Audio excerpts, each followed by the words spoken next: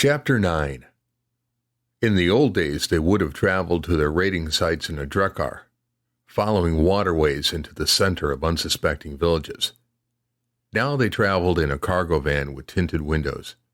Whatever the conveyance, when they reached their target, the effect would be the same. Erik sat in the front passenger seat, his double-headed axe on the floor between his feet, the handle resting against his chest.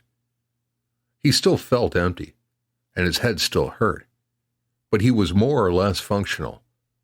He just wished he could remember anything before waking up in Bjorn's house.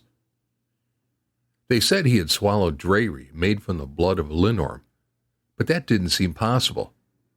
He knew that the last Linorm had been slain 800 years ago. After all, he'd been the one to slay it, along with his brother Gunnar. The blood that had been collected from the mighty beast had been turned over to Magda with directions to enchant it, but he had been told that the enchantment hadn't worked and that the blood had spoiled. If he had indeed taken Linorm Draugr, then Magda had lied to him, which wasn't that difficult to believe. It also explained his persistent mental haze. He looked into the rearview mirror at the Valtiger girl Mia, who had come along to offer magical support to their raid. She wasn't the red-haired woman in his dream, but she was similar enough that he found it distracting.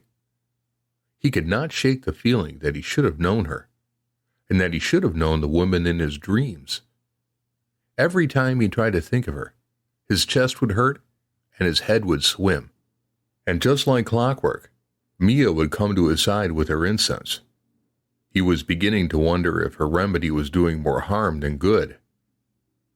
Breivik drove the van, whistling a song from the old days. All of the first were quite merry, happy to be raiding.